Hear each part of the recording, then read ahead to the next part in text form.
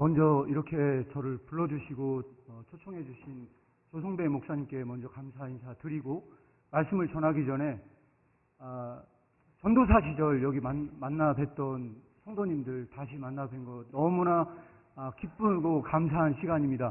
제가 이름을 다 까먹었다가 오늘 게시판에 붙여 있는 거 보고 많이 사실 다시 또 이름이 이렇게 생각이 났습니다. 이렇게 장로님들, 권사님들 그동안에 제가 있을 때 많이 사랑해 주시고 위층에 먹을 거 날라주시고 혼자 총각 시절에 있을 때 그 힘들었을 때 그 마음을 제가 다 압니다. 너무너무 감사드립니다. 먼저 제가 기도하고 말씀 증거하겠습니다. 기도하겠습니다. 주님, 오늘 복음이란 무엇인가에 대해서 다른 선교의 개념을 말씀 나누고자 합니다. 이 말씀을 통해서 여기 계신 모든 분들이 말씀 안에서 새 힘을 얻는 귀한 시간 되게 하여 주시옵소서. 예수님의 이름으로 기도합니다. 아멘. 예, 제가 일단 이 말씀을 증거하기 전에 말씀을 드리고 싶은 건 뭐냐면, 어쩌면 완전히 다른 의미에서 제가 선교에 대해서 여러분들과 이야기를 나누고자 합니다. 해외 선교에 대해서 한 번도 안 했던 제가 여러분들에게 어떤 말씀을 전할 수 있을까? 저는 이 선교에 관련된 이야기를 꼭 전해드릴 때 제가 그동안에 그토록 공부했던 이 키르케고르야말로 이 선교에 대해서 다시 한번 생각해 볼 수 있는 부분들이 있다. 이렇게 제가 여러분들에게 말씀을 드릴 수 있을 것 같고요. 오늘 제가 사실은 책을 많이 가져오진 않았고 선물로 한 2-3권 준비했습니다. 그래서 많은 질문은 아니고요. 진짜 중요한 질문 2-3개 이게 알아맞히신 분들에게 그냥 선물로 드리도록 하겠습니다. 먼저 제가 이 말씀을 드리기 전에 꼭 이야기 여러분 나누고 싶은 중에 한 분이 누구냐면요. 일본의 우찌무라 간조라는 사람이 있습니다. 이 우찌무라 간조라는 분이 무슨 얘기를 했냐? 이런 말씀을 이야기를 했답니다. 어떤 거냐면요. 나는 가룟 유다가 부럽다. 이렇게 얘기를 했대요. 가룟 유다가 왜 부럽냐? 가룟 유다는 버릴 예수라도 있지 오늘날 우리에게는 그 버릴 예수조차 존재하지 않는다. 그런 점에서 가룟 유다가 부럽다. 이렇게 이야기를 했답니다. 그런데 키르케고르도 비슷한 이야기를 했습니다. 두려움과 떨림이라는 책에서 무슨 얘기를 했느냐? 이렇게 이야기를 했습니다. 예수 그리스도는 물로 포도주를 만드는 기적을 베푼 반면 오늘날 교회는 그 포도주를 다시 한번 물로 바꾸는 기적을 베풀었다. 라고 이야기를 했습니다. 그 정도로 그 교회는 타락했다. 그렇게 이야기를 전했습니다. 그런데 그 당시에 지금부터 200년 전에 덴마크 사회는 어떤 사회였느냐? 그 당시 덴마크 사회를 크리스텐덤이라 불렀습니다. 왜 크리스텐덤이라 불렀을까요? 나라 전체가 기독교 사회였습니다. 그 나라가 다 복음화되어 있었기 때문에 그 나라에서 모든 사람들은 크리스천이 아닌 사람은 단 한 명도 존재하지 않는 그 시대에 키르케고르는 예언자적인 목소리로 뭐라고 얘기했냐면 모든 나라가 크리스천이 된 이 시대에 진짜 크리스천의 숫자는 언제나 적었다고 이야기를 했습니다. 어느 것이 과연 정말로 맞는 이야기일까요? 그리고 나서 200년이 흘렀습니다. 모든 나라가 크리스천이 되었던 그 시대 속에서 진짜 크리스천은 없다. 그러면서 누가 이 믿음을 보겠느냐 하면서 그 크리스천이 어떻게 되는 거에 대한 부분에 대해서 심각한 고민을 던졌던 사람이 바로 키르케고르였습니다. 그리고 나서 제가 최근 들어서 덴마크 사회에 크리스천의 숫자가 얼마나 많은가를 한번 제가 검색을 해봤습니다. 여러분들에게 먼저 제가 말하기 전에 질문을 드리도록 하겠습니다. 지금 덴마크에 크리스천이라고 자기가 생각하는 사람 몇이나 될까요? 그 당시에는 100% 다 크리스천이었습니다. 지금은 어땠을 것 같습니까? 네? 30% 아닙니다. 아닙니다. 놀랍게도 덴마크 사회에 내가 크리스천이라고 생각하는 사람의 숫자가 85% 정도 된답니다. 대단하죠? 근데 이게 중요한 게 아닙니다. 85% 된다는 게 중요한 게 아니고요. 그러면 교회에 나가는 숫자는 얼마나 될까요? 50%요? 놀랍게도 자기가 크리스천이나 물어보는 질문에 85%가 크리스천이라고 대답을 했는데 교회에 나가는 숫자는 2%에 불과하다. 그러면 누구의 말이 맞는 걸까요? 모든 나라의 크리스천이 됐고 이제 덴마크 사회는 크리스천의 왕국이 됐다 라고 선언한 그때 정말로 크리스천의 숫자는 적다 라고 한 키르케고르의 말이 맞았을까요? 누구의 말이 맞는 것 같습니까? 제가 지난주에 김정명 목사님이라고요, 제가 책을 내고 난 다음에 저를 찾아온 분이 계셨습니다. 그래서 그분이 어떤 분인지를 몰랐어요. 저를 만나고 싶대요. 그래서 만나보고 나니까 이분이 거물급 목사님이셨습니다. 은퇴한 목사님이셨는데 순복음 교단의 증경총회장을 지내셨던 분이셨고 조용기 목사님께 대놓고 회개하라고 얘기했던 분이셨어요. 그분을 제가 만나고 왔습니다. 그런데 그분께서 덴마크를 갔다 왔답니다. 덴마크를 갔다 왔대요. 근데 그러면서 그분이 하신 말씀이 있습니다. 미국에 부흥 집회를 하러 가면 크리스천의 숫자가 넘쳐난답니다. 그런데 충격을 받았답니다. 그룬투비 교회라고 덴마크에 어마어마하게 큰 교회에 갔는데 그 큰 교회 예배당에 한 30명 정도 예배를 드리고 있답니다. 한마디로 얘기하면 교회가 망한 겁니다. 망한 겁니다. 그런데 저한테 뭐라고 말씀하셨냐면 이렇게 얘기를 했습니다. 미국은 교인 수가 넘쳐나지만 하나님이 역사하지 않는 교회다. 그러나 덴마크의 교회는 그 큰 예배당에 겨우 30명이 예배를 드리고 있지만 그 30명이야말로 하나님께서 역사하는 예배를 드리고 있는 크리스천이다 라고 저에게 전해주셨습니다. 저는 이 시국에 왜 여러분들에게 이 선교의 개념을 이야기할 때 왜 이 얘기를 꺼내 들었느냐? 키르케고르는 그 당시에 자기의 자서전적인 글인 관점이라는 글을 썼습니다. 그 관점이라는 글을 읽어보면 뭐라고 나오느냐? 내 평생에 단 한 가지만을 가지고 나는 씨름을 했다. 단 한 가지가 나의 고민의 이름이다 라고 얘기했을 때 그 한 가지가 뭔지 아십니까? 키르케고르는 평생토록 씨름한 게 뭐였냐면 이렇게 얘기를 했습니다. 어떻게 크리스천이 되는가? 나는 이 한 가지를 갖고 평생 동안 씨름을 했다. 그런 누군가에게 나에게 크리스천이라고 묻는다면 키르케고르는 얘기를 했습니다. 나는 크리스천이 아니다. 그렇게 얘기했습니다. 그 정도로 그는 크리스천에 대한 엄밀한 잣대와 그 가치를 얘기한 사람 중에 하나입니다. 저는 오늘 여기에서 여러분들과 동일한 질문을 드립니다. 여러분들은 과연 크리스천입니까? 라고 여러분들에게 여러분들에게 질문을 드리고요. 제가 이 고민을 함께 나누고자 합니다. 소크라테스는 이런 질문을 던졌대요. 사람은 나면서부터 사람인가? 것으로 결정하겠습니다. 사람은 나면서부터 사람이다. 손 들어보세요. 나는 나면서부터 사람이다 라고 생각한다면 손 들어보세요. 네, 손 내려주시기 바랍니다. 아니다. 사람은 나면서부터 사람이 되는 게 아니고 사람이 되어가야 한다 하면 손 들어보세요. 네, 지금도 손 내려주세요. 의견이 갈리죠. 네, 나눠집니다. 그런데 소크라테스는 이렇게 생각을 했답니다. 동물은요 아무리 약육강식으로 다른 동물을 잡아먹어도요 그 동물 이하 취급을 하지 않는데요. 오직 사람만 사람 대우를 하지 않아. 동물 세계에서는 이와 같은 일은 벌어지지 않아. 그런데 인간의 세계에서는 인간다운 그 사람을요 사람 취급을 하지 않는 일이 벌어진대요. 그때 소크라테스는 길거리를 돌아다니면서 시장 거리에 돌아다니면서 물었대요. 당신은 사람이냐고 물었더니 그 사람들이 소크라테스를 조롱을 했대요.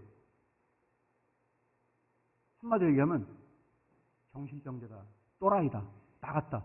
네가 사람을 보고도 사람을 모르냐 라고 이야기를 했을 때 키르케고르는 일기에다 이 이야기를 써놓으면서 이렇게 말했습니다. 사람들의 분주한 삶, 그래서 너무 바쁜 나머지 사람이 된다는 것이 무엇인지 단 한 번도 고민하지 않고 살아갔던 수많은 사람들의 그러한 모든 삶은 영이거나 영보다도 못하다. 그리고 나서 질문을 던집니다. 사람은 태어나면서부터 크리스천이 되는가? 여러분들은 어떻게 크리스천이 되었나요? 그때 키르케고르는 관점에다가 이런 말을 써놨습니다. 나는 하나님께서 기독교 세계 속에 다시 한번 진짜 복음을 전하기 위해서 하나님께서 기독교 세계 안에 보낸 파송한 선교사다. 나는 선교사다. 기독교 밖에 복음을 선포하기 위해서 파송된 선교사가 아니고 기독교 세계 속에 다시 한번 진짜 복음을 전하기 위해서 파송된 선교사다. 그런데 기독교 세계 속에는 착각이 내재되어 있다. 어떤 착각입니까? 내가 크리스천이라는 착각. 진짜 크리스천은 아니야. 그런데 기독교 세계 속에 있다 보니까 내가 크리스천일 것 같은 착각. 그래서 이 사람들을 이름하여 뭐라고 이름을 붙였느냐? 이 사람들은 기독교 밖에 있는 이방인이 아니고 기독교 세계 안에 존재하는 이방인이 있다는 거예요. 그런데 이 이방인의 특징은 어떤 특징을 가지고 있느냐? 기독교 세계 속에 살면서 이방인의 염려를 구해요. 무엇을 먹고 살아야 할지, 내가 무엇을 입으며 무엇을 돈 벌고 살아야 할지. 그래서 그는 교회에 와서 기도를 합니다. 무슨 기도를 하느냐? 먹고 살 걱정을 가지고 기도해요. 제발 내가 먹고 살기가 너무 힘든데 이 삶에서 좀 구출해 주세요. 라고 기도하는 부류의 사람들이 한마디로 말하면 아직도 크리스천이 되지 않았으면서 불구하고 나는 크리스천이란 착각 속에 살면서 여전히 이방인의 염려를 구하고 있다는 중에 있다는 거예요. 이런 사람이 과연 진짜 크리스천이냐? 그래서 뭐라고 이야기를 하느냐? 이 세상에는 두 가지의 왕국이 존재한대요. 두 가지 왕국. 하나는 이방인의 왕국이 있어요. 하나는 크리스천의 왕국이 있어요. 하나님 나라가 있어요. 책을 드려야 할 질문이 드디어 나왔습니다. 그렇다면 누가 가장 불쌍한 사람일까요? 이방인의 나라에 사는 사람이 불쌍한 사람일까요? 아니면 하나님 나라에 사는 사람이 불쌍한 사람일까요? 누가 불쌍한 사람일까요? 누구 같습니까?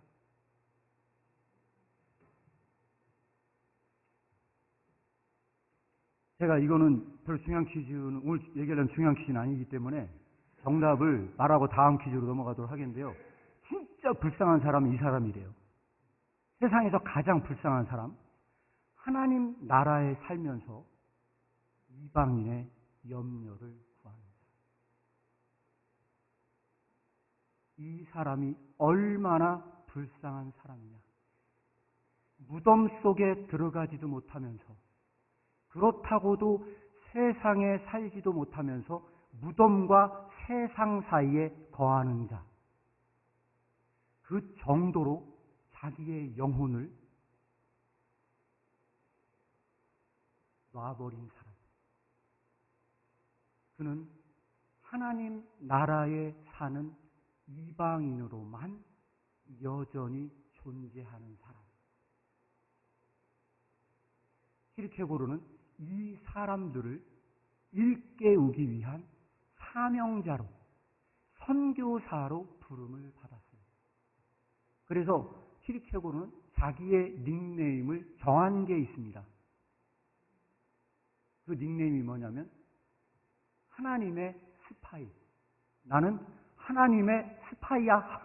자기 스스로 그렇게 했습니다. 하나님의 나라에서 이 세상 속에 들어있는 이방인을 구하기 위해 선포한 스파이. 자, 이 스파이가 오늘 여러분들에게 제공할 본문은 오늘 본문이에요. 이 본문이 얼마나 중요한 의미를 갖고 있느냐. 저는 이 본문을 다루기 위한 이 개념적인 이 복음을 설명하기 위해서 단지 지금까지 배경적인 설명만 말씀을 드렸고, 오늘 말씀은 얼마나 사실 이것이 해석하기 어려운 말씀이냐. 제가 웬만한 주석서를 다 참고하지만 이 주석서들이 다 오리무중에 빠져 있다고 생각을 합니다. 그래서 이 주석서들이 이 구절을 얼마나 해석하기 어려운 부분이 있느냐라고 말씀을 드리면 이렇게 설명을 드릴 수 있을 것 같습니다.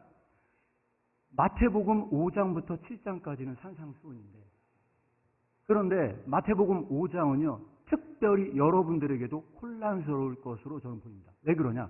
제가 한번 이렇게 설명을 드려볼게요. 5장은요 율법과 대척점에 있는 복음을 설명하려고 하는 것 같습니다. 율법은 사람을 죽인 사람을 살인자라고 말하는 반면, 복음은 사람을 미워해도 살인자래요. 자, 여러분들이 생각할 때 어느 것이 더 지키기 어려운 것 같습니까? 자, 율법이 지키기 어렵다면 손 들어보세요. 복음이 지키기 더 어렵다면 손 들어보세요. 아, 예, 손 내려주세요. 대부분 복음이 더 지키기 어렵답니다. 자, 그리고 사람을 미워만 해도 그 사람은 살인자다 라고 복음은 더 엄밀한 잣대를 제시하고 있어요. 제가 시간상 마태복음 5장의 내용을 다 여러분들에게 언급할 수는 없습니다. 그런데 이 부분, 오늘 읽었던 이 구절 바로 직전에 얘기 나오는 게 뭐냐면 원수도 너희의 이웃이래요. 그리고 그 원수를 사랑해야 한대요. 여러분, 원수를 사랑하는 게 그렇게 쉽습니까? 그런데 복음 말고 율법은 뭐라고 얘기했습니까? 오늘 본문 말씀을 잠깐 보면요. 자, 그 전 말씀을 잠깐 보잖아요. 그러면 또 내 이웃을 사랑하고 원수를 미워하라. 원수를 미워하라. 이 말은 뭡니까? 이거는 복음이 아니에요. 이건 율법이에요. 이웃은 사랑하지만 원수를 미워하라. 그러나 내가 너희에게 새로운 복음을 너희에게 말한다. 그것은 뭐냐? 원수도 너희에게 이웃이다. 그렇기 때문에 그 원수도 사랑해라. 여러분, 이게 쉽습니까? 그리고 나서 이 말씀을 한 다음에 마지막 결론이 이겁니다. 마지막 결론. 오늘 읽었던 말씀이 마지막 결론. 그러므로 결론이에요. 뭐라고 얘기하냐? 하늘에 계신 너희 아버지의 그 완전하심처럼, 여기는 온전하심으로 번역했지만 이게 헬라어로 보면 정확하게 영어로 perfect입니다. 완전하심처럼, 하나님 아버지의 완전하심처럼 너희도 완전하라 라고 이야기를 합니다. 자, 복음은 뭡니까? 말 그대로 복음은 뭡니까? 복음은 뭐죠? 굿뉴스예요. 굿뉴스. 굿뉴스. 복음은 기쁜 소식이에요. 그런데 지금 제가 여러분들에게 이해한 게 기쁜 소식으로 들려주세요? 좀 이상하죠? 그래서 오늘 제목이 복음이란 무엇인가입니다. 기쁜 소식처럼 들려져요? 아니면 무거운 짐에 하나의 더 큰 짐을 떠안는 것처럼 보여집니까? 네? 뭐처럼 느껴져요? 하나의 짐에 더 큰 짐이 부과돼서 더 이상 질 수 없도록 나를 압사시킬 것처럼 보여져요. 복음은 좋은 소식이 아닌 것처럼 보여져요. 이거를 지고 갈 수가 없습니다. 여러분들은 이걸 지고 갈 수 있을 거라고 생각하십니까? 그래서 예수님께서 하신 말씀이 있습니다. 이거를 들은 사람들이 과연 이걸 믿을 수 있느냐? 이게 기쁜 소식이라는 걸 믿을 수가 있느냐? 저는 이 부분에 대해서 이의 제기를 합니다. 이건 믿을 수가 없어. 이건 절대 기쁜 소식이 아니야. 그때 이 복음에 실족한 사람들이 이렇게 이야기를 한답니다. 내가 웃고 있는 잔인함에 남느니 차라리 저는 율법 가운데 머물겠습니다. 저는 복음을 받아들일 수가 없습니다. 이것은 너무 잔인합니다. 이것은 내가 지고 가고 있는 짐에 다시 한 번 더 짐을 떠안는 격이 되기 때문에 나는 이 길을 절대 갈 수가 없습니다. 어떻습니까? 여러분들은 이 길을 갈 수 있다고 생각하십니까? 자, 진짜 중요한 질문. 오늘 이 질문이 가장 핵심적인 질문입니다. 자, 이 질문은 뭐냐면, 그러면 이게 어떻게 해서 기쁜 소식이냐는 거예요. 오늘 우리는 여기에서 이대로 놓고 가면 아마 여러분들은 근심을 떠안고 집에 가야 합니다.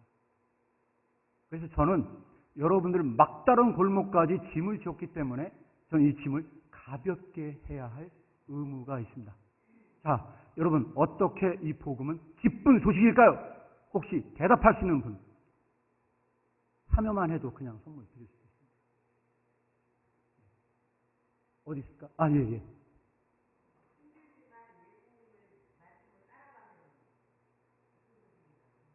박수 부탁드리겠습니다. 이거 절대 틀린 답이 아니거든요. 틀린 답은 아닌데 이 답보다 더 좋은 답을 내놓는 분에게 선물을 드리도록 하겠습니다. 자, 또 혹시 이게 왜 기쁜 소식이냐라고 설명할 수 있는 분. 짐을 분명히 더 지게 해요. 이 짐을 덜어주는 게 아니야. 자, 그런데 이게 왜 기쁜? 예. 믿기만 하면 구원을 주신다. 박수 부탁드리겠습니다. 자, 지금 굉장히 중요한 얘기를 해주셨는데 제가 기억하기로는 김명애 권사님 맞죠? 네, 김명애 권사님이신 것 같아요. 제가 여기 오는데 저기 게시판에 이름 써 있는데 이름 보니까 다 또 생각이 나는 거예요. 죄송합니다.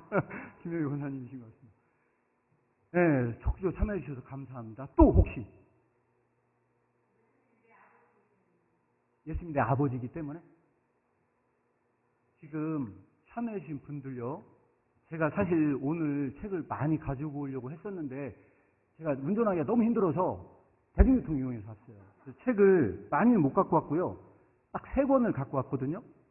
다음 퀴즈를 제가 있긴 있는데 지금 하신 분들 이게 되게 중요한 퀴즈여서 3분이 나눠 가지시면 되는데요. 2권은 쉬운 책이에요. 굉장히 쉬운 책이고 한 권은요. 정말 중요한 어려운 책인데 나는 공부 스터디하고 싶다 그러면 직접 그 어려운 책을 보시면 됩니다. 하나는 한 500페이지 되는 책이고 나머지는 120페이지 정도 되는 얇은 책입니다. 참여해 주셔서 너무너무 감사드리고요. 제가 말씀드리고 싶은 것은 복음은 짐을 덜어주지 않습니다.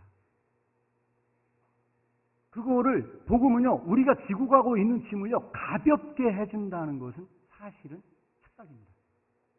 그래서 오늘 여러분들에게 이 복음, 기독교 세계에 다시 한번 복음을 증거해야 된다라는 저는 이 키르케고르의 말이 맞다고 생각되기 때문에 제가 오늘날 키르케고르의 이 얘기의 담론을요, 200년이 지났지만 오늘 이 기독교 현장에 한국 교회의 이 메시지가 다시 필요한 시대가 됐다. 그래서 제가 여러분들에게 이 말씀을 드립니다. 제가 마태복음 이 말씀이 왜 기쁜 소식이냐라는 얘기를 하려면요. 마태복음 5장까지는 기쁜 소식이 아니에요. 기쁜 소식이 아니에요. 저는 이 말씀을 풀어서 여러분들에게 해석하면 완전하라라고 하는 이 부분에 대해서 이것이 진짜 기쁜 소식이 되기 위해서는 마태복음 6장을 해석해야 된다고 생각을 해요. 마태복음 6장을 해석해야 되는데 이 마태복음 해석의 6장은요. 다음으로 미루기로 하고 좀 더 제가 이거 미루기로 하고 짐에 대한 설명을 잠깐 드리고 6장 설명을 드리도록 하겠습니다. 그래서 복음은 짐을 더는 게 아니라 사실은 짊어지운다. 우리는 그걸 어떻게 할 수 있냐? 마태복음 11장에 이 짐에 대한 이야기가 나와요. 여러분은 예수 그리스도가 복음의 본질이라고 생각하지 않습니까? 저는 예수님이 복음이라고 생각합니다. 그리고 그분께서 지금 계속 그분이 어떤 메시지를 선포하고 있거든요. 근데 이렇게 얘기합니다. 수고하고 무거운 짐진 자들아 다 내게로 오라. 내가 너희를 쉬게 하겠다. 라고 이야기가 나옵니다. 그리고 나서 11장 30절, 11장 30절, 이것도 맨 마지막 절이에요. 11장 30절 맨 마지막 절에 뭐라고 얘기를 하고 있냐? 이는 내 멍에는 쉽고 내 짐은 가볍다. 자, 그랬습니다. 자, 예수 그리스도의 짐은 쉽고 가볍다. 그래서 짐을 바꿔지자라고 이야기를 했습니다. 퀴즈 드립니다. 예수 그리스도의 짐은 내가 진 짐에 의하면 가볍다라고 생각하시는 분 손 들어보세요. 예수 그리스도의 짐이 진짜 가볍다고 생각합니다. 네, 손 내려주시기 바랍니다. 아니, 예수 그리스도의 짐은 가볍지 않고 굉장히 무겁다. 나는 절대 짐을 바꿔지지 않을 것이다. 예수님의 짐은 너무 무겁기 때문에 절대로 불가하다. 나는 내 짐을 그냥 지고 가고 예수님은 예수님의 짐을 지고 가는 것으로 각자는 각자의 짐을 지고 가는 것이 더 낫다. 손 들어보세요. 네, 손들기가 좀 힘들죠? 손들기 힘들죠? 자, 제가 이 질문 어려운 질문이에요. 어려운 질문이죠? 이 질문에 대해서 제가 답변을 좀 이렇습니다. 내 멍에는 쉽고라고 하는 이 헬라어 원어가 쉽다라고 해석된 건 여기밖에 없습니다. 이 크레스토스라는 헬라어 원어는 성경의 다른 구절에도 여전히 쓰이고 있습니다. 근데 이 구절은 뭐라고 나와 있느냐? 사실은요, 유익하다라고 해석해야 더 맞습니다. 유익하다, 친절하다라고 해석해야 더 맞습니다. 그래서 저는 이 해석을 쉽다라고 해석하기보다 예수 그리스도의 짐은 유익하다. 유익하다. 오직 예수 그리스도의 이 짐만 나에게 유익하다. 라고 해석을 해야 됩니다. 그렇다면 어떤 일이 벌어지느냐? 자, 이것을 믿는 자에게 복이 있을지라. 그러면 우리의 삶에 어떤 기적이 존재하느냐라고 하는 것을 여러분들에게 말씀을 드리고자 합니다. 그러면 생각해 보시기 바랍니다.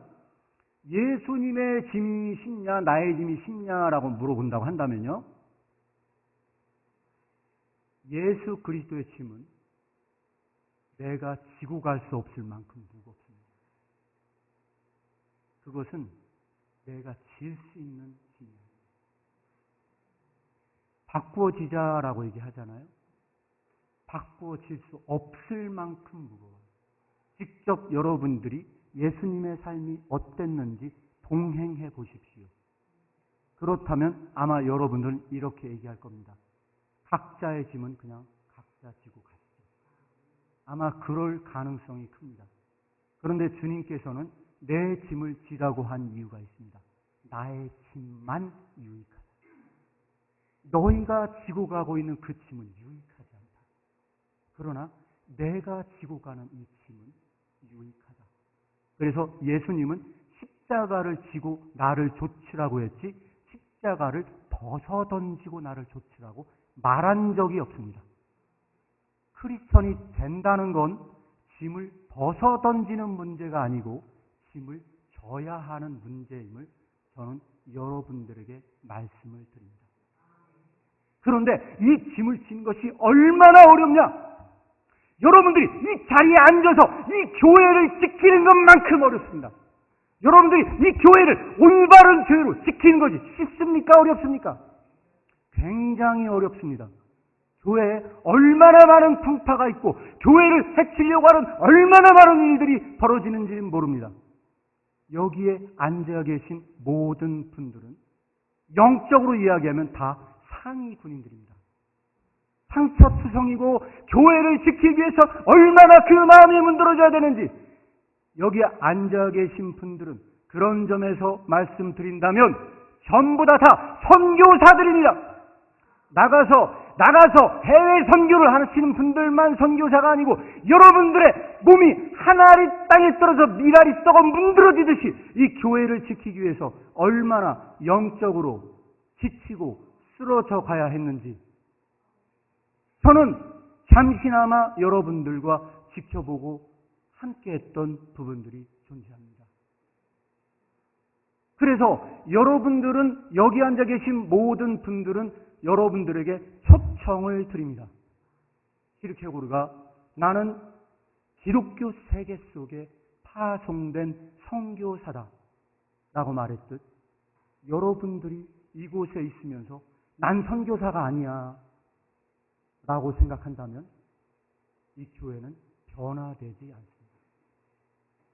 나는 이 교회에서 적어도 하나님의 그 복음의 말씀이 절대로 변질되는 일이 없도록 그것을 보존하기 위해서 날마다 이곳을 지키면서 보낸 그 선교사가 되지 않는 한 어떻게 이 교회는 유지될 수 있겠습니까? 그래서 제가 여러분들에게 처음 말씀드렸다시피 그동안 세계 선교를 위해서 들었다고 한다면 이제 그 관점을 전환시켜서 여러분들 각자 한 명 한 명이 다 선교사로 헌신하기를 저는 초청드립니다. 그래서 저는 이 교회가 분명히 하나님의 교회가 되어야 되고 그 본질이 유지되어야 됩니다. 그래서 키르케고르 한 유명한, 저한테는 유명하지만 절대 여러분들이 듣지 못할 이야기를 하나 소개시켜 드린다면 이런 이야기를 했습니다. 국가는 국민에 의해서 존속한다. 국민이 사라지면 국가도 사라진다. 맞습니까? 틀립니까? 그러나 하나님의 나라는 정반대라는 겁니다. 하나님의 나라는 단 한 명의 진짜 크리스천만 존재해도 하나님의 나라는 사라지지 않는다. 그러나 모든 사람이 크리스천이 됐을 때 하나님의 나라는 상실된다. 하나님의 나라는 거꾸로 간다. 여기에 진짜 크리스천 단 한 명만 존재한다면 하나님의 교회는 절대로 무너지지 않습니다. 그런 파송된 선교사가 현재 필요할 뿐입니다. 그때 예수님은 여러분들에게 짐을 짊어지기를 원합니다. 그런데 그 짐은 결코 지고 가기가 어렵습니다. 아마 여기에 교회를 지키고자 그 무던한 노력을 하신 분들께 언제나 영적인 씨름은 이 길이 얼마나 어려운지를 인식하는 것이었을 것입니다. 그리고 이 짐은 결코 벗어 던질 수 없는 짐입니다. 그래서 예수님은 그 짐을 짊어지기를 원하십니다. 이게 바로 크리스천으로 완전해지는 길입니다. 왜? 예수 그리스도의 짐을 진 자만 그분을 닮아 사랑을 실천할 수 있기 때문입니다. 자, 제가 서두에 뭐라고 얘기했습니까? 나는 가룟 유다가 부럽다. 왜? 너희는 버릴 예수라도 있지. 가룟 유다는 버릴 예수라도 있지. 오늘날 우리는 그 버릴 예수도 없어. 우리는 그 복음이 교회 안에 존재하지 않아. 그 복음이 없기 때문에 나는 가룟 유다가 부러워. 우리 키르케고르는 이야기를 했습니다. 물로 포도주를 만든 기적을 베푼 예수 그리스도를, 오늘날 교회는 그 포도주를 물로 바꿨다. 그 기적을 만들었다. 이야기를 했습니다. 제가 여러분들에게 질문을 드리도록 하겠습니다. 중요한 질문입니다. 예수님은 물로 포도주를 만든 기적을 베푸신 분입니다. 그러면 질문입니다. 것으로 결정을 하겠습니다. 물로 포도주를 만든 기적과 무거운 짐을 가볍게 드는 기적 중에서 어느 것이 더 큰 기적일까요? 자, 물로 포도주를 만든 기적이 더 큰 기적이다 손들어보세요. 아니다. 무거운 짐을 가볍게 드는 기적을 만든 것이 더 큰 기적이다. 손들어보세요. 네, 손 내려주시기 바랍니다. 이것도 토론시키면 오늘 예배가 안 끝날 것 같습니다. 그래서 제가 여러분들에게 말씀을 드리자면 이거는 여러분들의 생각에 묻어두도록 하겠습니다. 그러나 예수님의 짐은 분명히 무거운 짐입니다. 그래서 오늘 여러분들에게 말씀을 드리는 것은 가벼운 짐을 가볍게 드는 것은 기술이 아닙니다. 여러분들은 깃털을 날리는 것이 기술이라고 생각하나요? 그렇진 않죠. 그런데 무거운 짐을, 그 무거운 짐을요, 가볍게 든 기술은 진짜로 대단한 기술입니다. 그래서 오늘 성서가 말하고 있는 것, 이 완전해진 이 복음의 비밀이라고 하는 것은 뭐냐면 그 짐을 벗어 던지는 것이 아니고 나의 힘으로는 도저히 들 수 없는 그 짐을 가볍게 드는 그 기적을 맛보는 것입니다. 어떻게 그 기적을 체험할 수 있을까요? 자, 이제 거의 결론에 도달을 하고 있습니다. 자, 어떻게 우리는 이 짐을 가볍게 드는 기적을 맛볼 수 있을까요?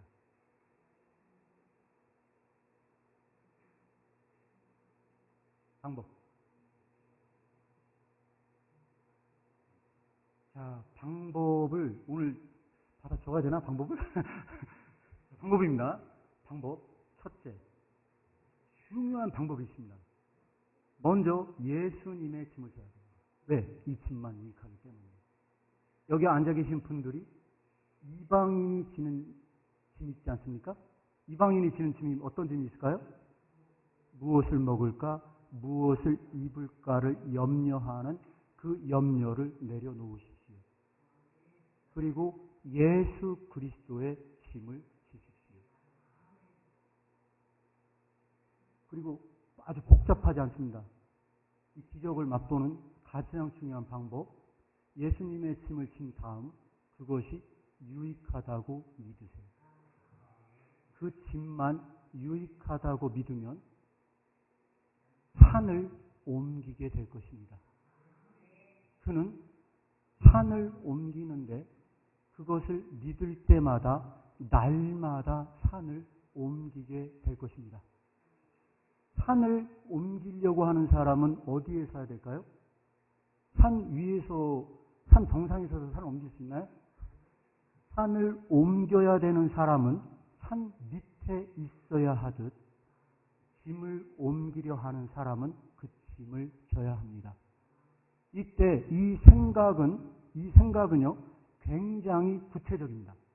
어느 정도 구체적이냐? 여러분들이 짐을 졌다는 것은 착각입니다. 이때 예수 그리스도의 짐을 지잖아요? 그러면 이 짐을 졌다는 건 착각이고요. 이 짐이 여러분들을 의지하고 있어요. 이 짐이 여러분들이 아니면 이 짐은 옮겨지지 않아. 그래서 이 짐은 여러분들을 의지하고 있어요. 그래서 이 짐이 유익하다고 믿으면 이 짐이 옮겨져. 이게 진짜 예수님이 지고 가야 할 이 짐을 만들어 놓은 건데, 그때 놀라운 기적이 발생을 합니다. 나의 힘으로는 질 수 없었던 그 짐이 옮겨질 때, 그때 기쁨의 찬성이 울려 퍼져요. 여러분들이 깃털을 날릴 때는 기쁘지 않을 수 있어요. 그런데 역도 선수가 이 무게는 절대로 내가 들어 올릴 수 없어 라고 생각을 했는데, 그럼에도 불구하고 그거를 힘있게 들었을 때 자기 생각으로는 도저히 들 수 없다고 생각했는데 그것이 들려졌을 때, 그때 역도 선수는 그 역기를 집어던지면서 마음으로 이야기합니다. 가졌네! 생각한 것보다 가졌네! 했을 때 그는 기쁜가요? 안 기쁜가요? 기쁘죠?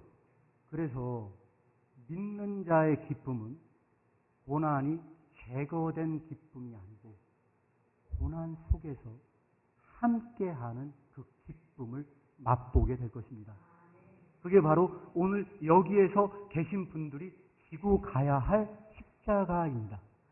그리고 그것을 믿는 그 순간 그는 날마다 산을 옮깁니다. 그런데 이 지식은 밖에서 넣어줄 수가 없어요. 제가 여러분들에게 이렇게 된다고 해서 여러분들에게 넣어줄 수 있는 지식이 아니야. 이것은 마치 이와 같아요. 어떤 사람이 감옥에 갇혔어요. 감옥에 갇혔는데 누가 면회를 오는데, 면회를 와가지고서 이렇게 얘기를 합니다. 너 힘들지? 그런데 그거 유익하다고 믿어. 하고 누가 밖에서 면회온 사람이 그 얘기 해주잖아요. 그러면 기쁠까요? 화가 날까요? 화가 납니다. 그래서 믿는 자의 이 유익에 대한 믿음은요, 누군가를 통해서 밖에서 넣어줄 수가 없어요. 이것은 그 사람이 하나님 앞에서 붙들므로 인해서 그가 이 믿음을 획득하기 전까지 이것은 가질 수가 없어요. 이것이 오늘 여러분들에게 말하고자 하는 복음의 비밀이에요. 이 복음의 비밀을 다시 한번 이야기한다면 이렇습니다. 오늘 제가 여러분들에게 얘기하고자 하는 그 복음의 비밀 중에 하나가 뭐냐면 믿는 자에게 짐은 내려놓을 수 없다는 거예요. 그래서 여러분들이 만약에 기도를 하잖아요. 어떤 기도를 하냐? 제발 이 고난을 가져가 주십시오 라고 기도를 한다면 그것은 잘못된 기도입니다. 왜냐하면 이 짐은 벗어 던질 수가 없기 때문이에요. 벗어 던질 수 없기 때문이에요. 이 짐은 짊어지고 가는 겁니다. 짊어지고 가는 거예요. 이것을 우리가 망각하고 교회가 쉬운 길을 선포할 수 없다. 쉬운 길을 선포할 수 없다. 그럼에도 불구하고 우리는 이 복음이 기쁜 소식인지는 제가 다 말씀을 못 드렸습니다. 그래서 시간상 제가 더 이상을 하면 안 될 것 같고요. 시간상 6장 간단하게 말씀드리고 말씀을 마무리하면 이렇습니다. 6장 간단하게 말씀을 드리면 무슨 얘기냐? 6장을 얘기하기 전에 이 완전함에 대한 이야기가 히브리서 7장 28절도 사실 나와 있어요. 히브리서 성경 있는 분들은 찾아서 읽으셔도 되고요. 제가 한번 읽어드리면 이렇습니다. 히브리서 7장 28절에 보면 율법은 약점을 가진 사람들을 제사장으로 세웠거니와 율법과 복음을 계속 대척점으로 구분하고 있죠. 세웠거니와 율법 후에 하신 맹세의 말씀은 영원히 완전케 되신, 온전케 되신, 이것이 바로 헬라어로 완전하게 되신 아들을 세우셨다. 이 아들이 누굽니까? 예수 그리스도예요. 따라서 이 율법과 대척점에 있는 예수 그리스도가 완전성의 모델로 제시가 됐어요. 그런데 문제는 뭐냐? 예수 그리스도의 모델을 따라가다 보면 마치 뭐와 같이 돼버리냐? 뱁새가 황새를 따라가다가 다리가 찢어지는 꼴로 믿는 자는 예수 그리스도를 모델로 따라가다 보면요, 가랭이가 찢어져 죽습니다. 따라서 이거는 복음이 아니에요. 너무 잔인해. 이것은 따라갈 수가 없는 모델이야. 이건 그럴 수가 없을 것 같아. 그래서 6장이 필요해요. 6장이야말로 저는 복음이라고 생각해요. 5장이 복음이 아니고 오늘날 굿뉴스는 6장에 해당이 된다. 6장은 굿뉴스다. 여러분, 이 6장에 뭐가 나타납니까? 갑자기 6장에 예수 그리스도가 모델로 나타나는 게 아니고요. 6장에 중요한 모델이 등장합니다. 누굴까요? 들의 백합화와 공중의 새예요. 너희가 나를 보지 말고 나를 보면 너희가 지쳐 쓰러질 수 있어. 나를 모델로 세우면 너희가 다 지쳐 쓰러져. 나를 본받으라고 말을 하면 너희가 너무 힘들어져. 그래서 너희가 지치지 않도록, 더 이상 지쳐 쓰러지지 않도록 내가 그 수준을 낮춰줄게 하고 주님께서는 나를 보지 말고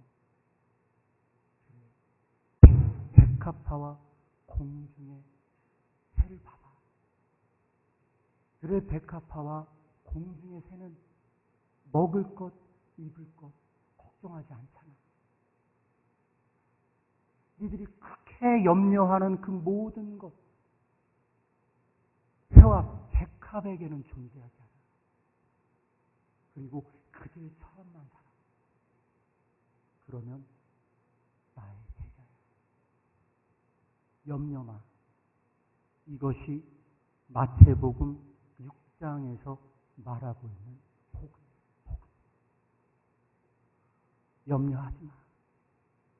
너무 나를 보고 지쳐 쓰러지지 않도록 주님께서 새로운 모범을 주셨어요. 그때 새가 교수가 돼야 돼. 여러분들은 갓난아이에게 배우라고 하면 여기 있는 사람들 다 웃을 거예요. 갓난아기에 무슨 배울 게 어디 있다고 할 정도로 주님께서는 그 새를, 그 백합을 여러분들의 선생으로 임명하셨어요. 그런데 그걸 보고 코드섬 치고 웃는 사람, 절대로 복음을 만나지 못합니다. 그 사람은 크리스천이 될 수 없어요. 왜 그러냐? 건방진 자만 물어봐요. 뭐라고 물어보느냐? 예수님이 우시는 장면은 복음서에 나와 있는데 왜 예수님은 웃지 않나요? 라고 말하는 사람은요, 예수님이 어떤 길을 가셨는지를 몰라서 묻는 사람이에요.